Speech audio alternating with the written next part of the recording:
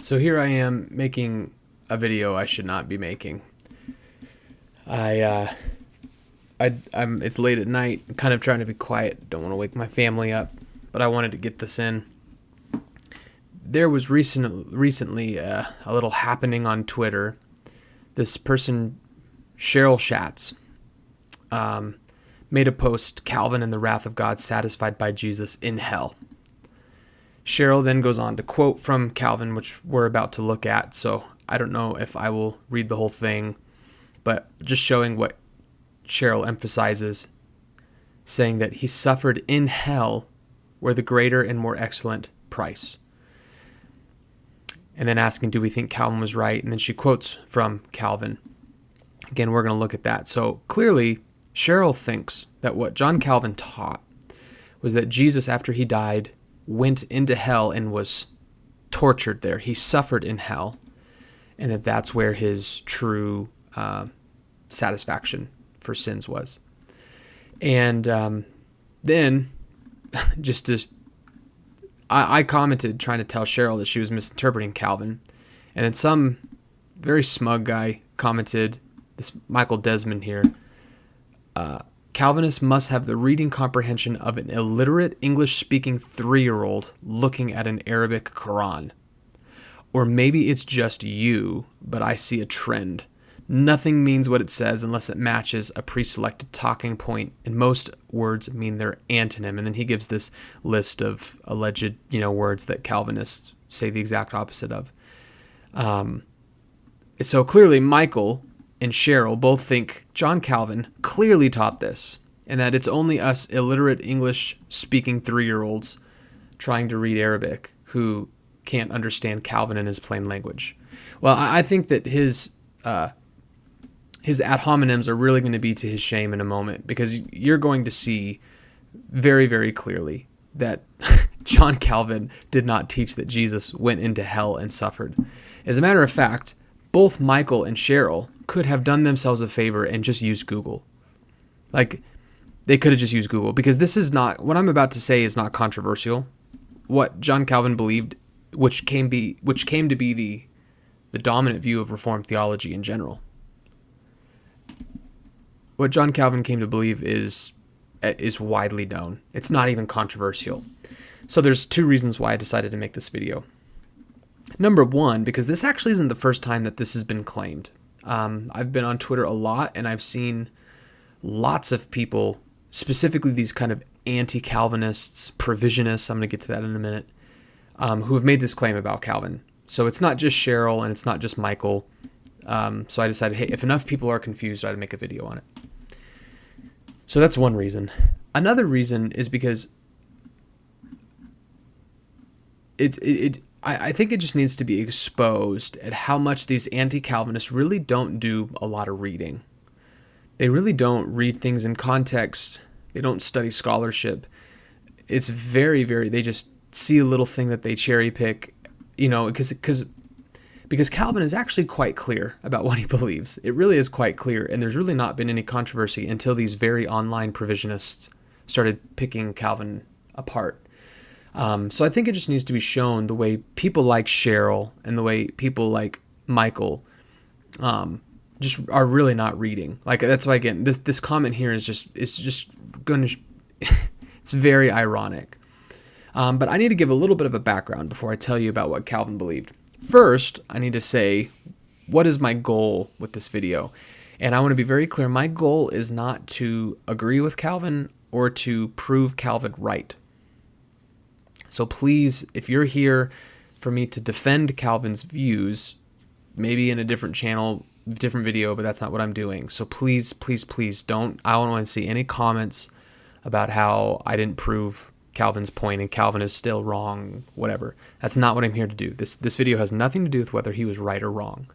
It's just to establish what it actually is that he believed. So that's the first thing.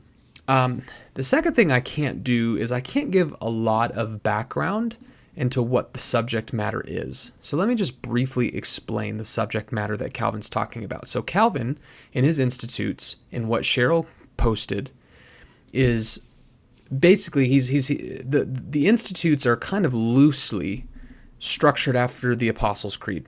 All right, so the Apostles' Creed is one of the most ancient creeds we have in Christianity. Excuse me. And it's kind of become the bedrock of Christian confession. This is like Christianity 101 here.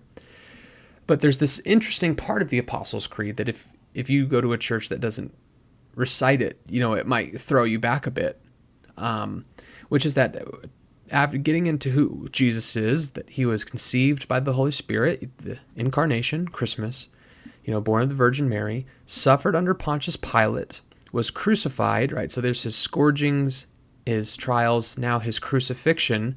So he dies, was buried, and then it says something happened after he was buried. He descended into hell. The third day he rose again from the dead. So there's this question of, what is this? What does it mean? Where was Jesus from the Friday afternoon to Sunday morning? Where was he? And according to the Apostles' Creed, he descended into hell. So this is what Calvin is commenting on. So if you want to just say from a broad perspective, does Calvin say that Jesus descended into hell?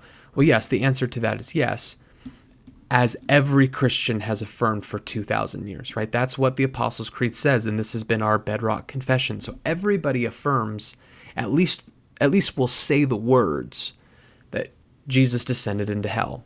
Now, there's been a variety of interpretations, however, over what that means. Okay? So Calvin is attempting to give an explanation of what this means. What does it mean that Christ descended into hell? And Cheryl thinks, and Michael think, it's plain in Calvin that after Jesus died, he went into hell and suffered like the way a sinner would suffer. And we're going to see that that's not at all what Calvin believed. So I'm going to start earlier. So this is Book 2, Chapter 16 from Calvin's Institutes. Cheryl quotes from Article 10. I'm going to start earlier. I'm not necessarily going to read every bit word for word, but there's just some important context here. So beginning in Article 8, here Calvin says, "Here we must not omit the descent to hell, which was of no little importance to the accomplishment of redemption." Okay, so notice how he begins by telling us not to omit the descent clause. That's what this is sometimes referred to as the descent clause. Okay, and Calvin says we should not admit it. Now, or forgive me, that we should not omit it. Now, why does he even say that? Well, because as he goes on to discuss, we know historically that this descent clause was added to the creed later on. So the descent clause is most likely not original to the Apostles' Creed. Now, even to talk about what the original Apostles' Creed is problematic because it was probably began as an oral tradition. But I digress. The point is as Calvin goes on to discuss, it becomes very obvious historically that this is a later addition to the Apostles' Creed. And so that begs the question, should we even be reciting it? Should we confess that Christ descended into hell if this is, for all we know, it's an innovation, right? It's a later thing that was added into the creed. So here's Calvin saying we should not omit it. All right. So yes, Calvin does want to confess with every other Christian denomination that Christ descended into hell, and that it was of no little importance to the accomplishment of redemption. So Calvin's saying that while this was an addition to the creed, it was a necessary one because this here is very important to redemption. Okay, so yes, Christ did descend into hell for Calvin, but it's important that we understand what he means by that. Let me take a sip.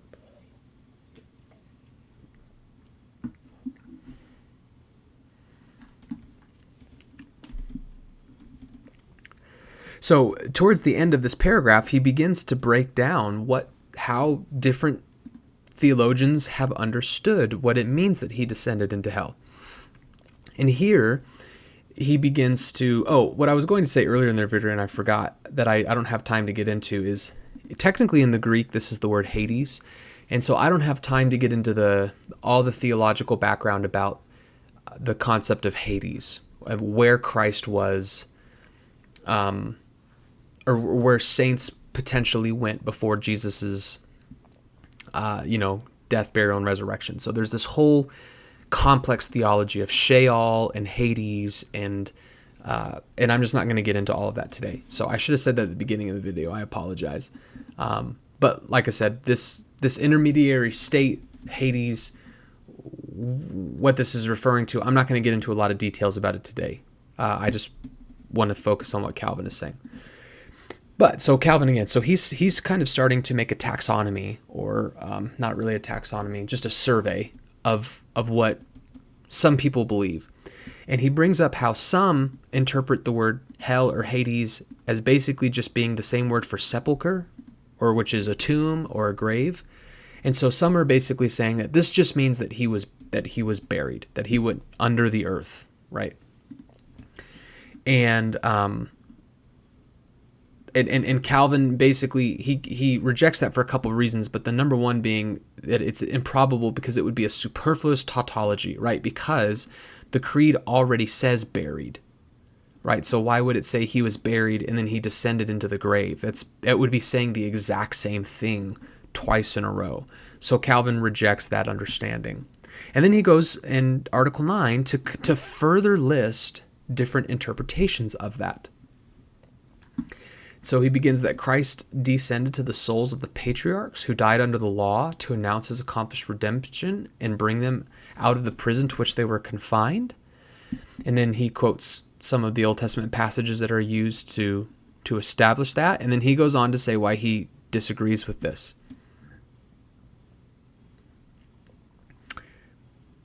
And what this view ends up becoming is kind of becomes a basis for some concept of limbo. Comes limbus. So this view, as others interpret differently, so again, this is not his interpretation, as others, is that Hades was known as the limbus of the fathers, the limbo of the fathers, or like the limbus patrum, or something like that. I don't know Latin. It's like the limbus patrum or something. And the idea was that there was this sort of waiting place that the Old Testament saints went, and Christ went in to that place and freed them. So that's what it meant that he descended into hell. He descended into the limbo of the fathers. And Calvin admits he obviously thinks it's a fable, so he disagrees with that, but he admits that it has the countenance of great authors, and it's seriously defended by many as truth. But again, he thinks it's a fable. So this is obviously a popular interpretation, but he doesn't hold to it. So Calvin agrees that Christ descended into hell, but he disagrees that that's just another way of saying he was buried. He doesn't agree with that interpretation. And he also doesn't agree that he went into some place of limbo to rescue the spirits there.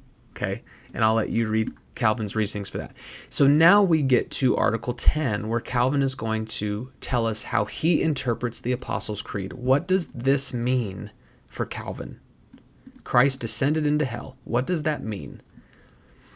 And so this is where we're going to get into 10 and 11 a lot. So Calvin says, but apart from the creed, we must seek for a sure exposition of Christ's descent to hell. So Calvin's going to tell us what the creed means. We're going to take a step outside and see a sure exposition. And the Word of God furnishes us with one, not only pious and holy, but replete with excellent consolation. Okay, so Calvin's going to try to prove from Scripture what it technically means that Christ descended into hell. Nothing had been done if Christ had only endured a corporeal death. In order to interpose between us and God's anger and satisfy his righteous judgment, it was necessary that he should feel the weight of divine vengeance. So this really confused Cheryl on Twitter. When she saw Calvin saying that Christ could not have endured only a corporeal death, she thought, oh, that means he must have gone to hell and died as well. But hell has an element of corporeal torment as well. What what Calvin is saying here is that because Christ is the sin bearer, he wasn't just dying. Like all of us are going to die one day. I'm going to die one day. Jesus' death cannot just be just him dying. As the sin bearer, there had to be a death that was accomplishing the forgiveness of sins. So in other words, he couldn't just die. He had to be experiencing, or at least feeling, the wrath of God against sin. That's all Calvin's saying. Jesus could not have just died the death of his body. There had to be, on Jesus's end, some feeling of divine wrath, some feeling of the appeasement of justice. In order to interpose between us and God's anger and satisfy his righteous judgment, it was necessary that he should feel the weight of the divine vengeance. Now, this obviously gets into penal atonement, substitutionary atonement, and a lot of people also misread Calvin here. I'm not going to get into that today, but I'll leave a link to a blog that I wrote where I refute a misinterpretation of Calvin. So he's also misinterpreted here, but I'm going to try to just focus on the dissent clause today, okay? So we're not proving Calvin right. We're not going to talk about substitutionary atonement. Let's just try to be focused and talk about the dissent clause. So in order to interpose between us and God's anger and satisfy his righteous judgment, it was necessary that he should feel the weight of divine vengeance.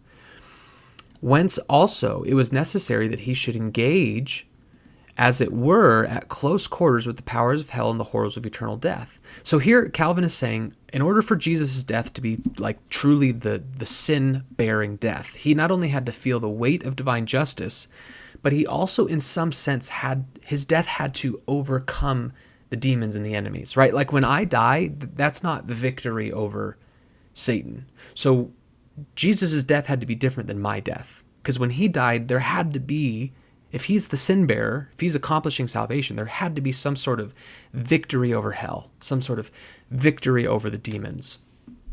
And that's something that you and I, when we die, we don't do that. So Calvin's trying to distinguish Christ's death as being different from ours. Ours is just a corporeal death. His was a sin-bearing death. Ours doesn't conquer anything. Christ's conquered something, right? So he's trying to make that difference here as he leads up to his explanation. We lately quoted from the prophet that the chastisement of our peace was laid upon him, that he was bruised for our iniquities, that he bore our infirmities. Expressions which intimate that, like a sponsor and surety for guilt, as it were, subjected to condemnation, he undertook and paid all the penalties which have been exacted from them, the only exception being the pains of death could not hold him. Okay, so here is Calvin basically defining substitutionary atonement, right? Christ paid our debts. Christ died in our place for our forgiveness. And so again, that is, for Calvin, that justifies why Christ's death can't just be a corporeal death. He had to conquer Satan. He had to destroy sin. He had to feel the weight of sin upon him. This was a unique and exceptional death. Hence, there is nothing strange in it being said that he descended into hell, seeing he endured the death which is inflicted on the wicked by an angry God. So this is key. Please notice this. So what has Calvin just done? Again, whether he's right to do this, whether you agree with him or not, is irrelevant. Right now, the question is, what did he believe? What did he just tell us? Calvin believed the cross was the hell. Calvin believed that Jesus descended into hell by dying on the cross. And his reasoning for that is because Jesus didn't die just any old death on a cross like the two next to him. His death was different than the two next to him. He was undergoing the wrath of God, which is what you undergo in hell. So the cross was hell for him. And he was conquering Satan, which Satan lives in hell. He was overcoming hell.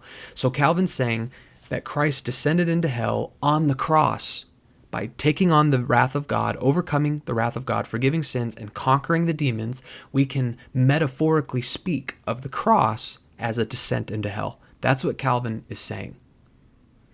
That is what Calvin, and we're going to prove that more in just a minute. But first, I need to do something.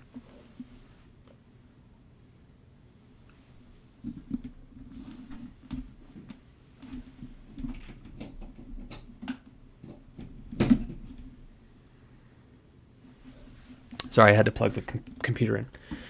Okay, and we're going to prove it even further. I think it's already been established. But I'm going to prove it even further. So he's going to anticipate some objections to his view. And when we hear the objections, it will make the case more obvious. Forgive me. Didn't mean to do that. Sorry, this is really sloppy. There's not going to be any editing or anything tonight. Where did we go? Okay, so here's his point. There is nothing strange in its being said he descended into hell, seeing he endured the death which is inflicted by an angry God. Now, even this here, there is nothing strange. Even that is proving the point. If Calvin just believed that Christ literally went into hell and suffered, there wouldn't even be the objection that it's strange it's in there, right? He's saying, even though he didn't literally descend into hell, It's not strange that it's in there because he spiritually did, right? Or however you would phrase it. But moving on, here's the more important point. So Calvin is going to bring up a strong argument against him. So here's the argument against him. And this will help us see that I'm right, that Calvin is saying the cross itself was hell for Jesus. It is frivolous and ridiculous to object that in this way the order is perverted. Okay, this was an objection to Calvin, that Calvin's view perverts the order of the Apostles' Creed. Let me explain what is going on here, and that will help these Twitter provisionists see that we're right. So here's the argument as stated against Calvin. When you read the Apostles' Creed, clearly the order of events are kept in order, right? Jesus was conceived before he was born, obviously, and he was born before he suffered on the cross, right? So the Creed is giving us a chronological order of events. So there's a conception, there's a birth, then there's suffering, then there's crucifixion, then there's death, then there's burial, and then there's a descent, and then there's a resurrection. And so here's the argument against Calvin. If Calvin is saying that the cross, here, crucifixion, if this is the hell, then he descended into hell, technically speaking, before he died, right? If Calvin is right, then Jesus descended into hell on the cross, and then he died. So it should say, suffered under Pontius Pilate, descended into hell, was crucified, died, and was buried. But the point is that because he descended into hell came after his death and burial, it clearly can't just be a description of the kind of death that he died. So that's what the Roman Catholics and the Lutherans were arguing against Calvin. He's perverting the order. But the very fact that they're arguing that tells us what Calvin believed. And it tells us Calvin did not teach that Christ literally went to a literal hell and suffered for sins in hell. That's not what he's saying. He's saying that Jesus suffered on the cross, and that event can be metaphorically and spiritually described as descending into hell. And that's why his opponents argued with him that, Calvin, you're perverting the order. The descending into the hell comes after the crucifixion, so they can't be the same thing. Now let's see how Calvin argues against that. It is frivolous and ridiculous to object that in this way the order is perverted, it being absurd that an event which preceded burial should be placed after it. That's the point I just made. So here is where our provisionist friends need to account for this. Why was this argument being made if Calvin was saying that after he was buried, Jesus went to hell and was burned? It's ridiculous. Their argument is frivolous and ridiculous. And so here's Calvin's answer. Take it or leave it. But after explaining what Christ endured in the sight of man, the Creed appropriately adds the invisible and incomprehensible judgment which he endured before God, to teach us that not only was the body of Christ given up as the price of redemption, but that there was a greater and more excellent price, that he bore in his soul the tortures of a condemned and ruined man. So what's Calvin saying? Calvin's saying it's appropriate to add this part in after, because the crucifixion is just talking about like just the bodily reality, right? Like, yeah, Christ was crucified. And then this part was intended to clarify that and tell us, but this wasn't just any old crucifixion. This was a spiritual conquering of hell. This was a suffering of divine wrath. So Calvin thinks that this was added in to give a spiritual explanation that Jesus' crucifixion and death was not just as a man, but as a sin bearer, as a mediator, as a priest. Which, by the way, is the very topic of this entire chapter. So yet again, what are we proving? We are proving that Calvin did not teach Christ literally went to hell and suffered. He's saying that the crucifixion was the hell because it was a spiritual issue. It wasn't just a physical issue, it was a spiritual issue. Most provisionists don't believe in penal substitution, and so that's probably why they're missing Calvin here. I think there's even more proof in Article 11, so let's continue. In this sense, Peter says that God raised up Christ, having loosed the pains of death, because it was not possible that he should be holden of it. He does not mention death simply, but says that the Son of God endured the pains produced by the curse and the wrath of God, the source of death. How small a matter had it been to come forth securely, and as it were in sport to undergo death. Herein was a true proof of boundless mercy, that he shunned not the death he so greatly dreaded. Notice how Calvin here he's obviously not talking about some suffering in hell. This entire thing is focused on his death, his crucifixion. So he clearly sees the crucifixion itself as the descent into hell. And then he tries to prove it from Hebrews. Here he's really just focusing, here there's this phrase, my God, why have you forsaken me? So what Calvin is focusing on here is this proof that the crucifixion was more than just a bodily death. There was this spiritual sin-bearing component to it. It was such a spiritual event that Jesus himself even felt forsaken by God. Now Calvin goes on to argue he was not actually forsaken. Calvin does not believe that the Father actually forsook Christ. But Calvin says that in order for Christ to be the sin bearer, he had to feel forsaken. And that's why he says, why hast thou forsaken me? But here his point, why did Christ fear the crucifixion so much? Why did he feel forsaken of God if it was just a regular old death that anyone else dies? And he's saying, no, this was a different death. This was a spiritual death. And that's why it can be described as a descent into hell.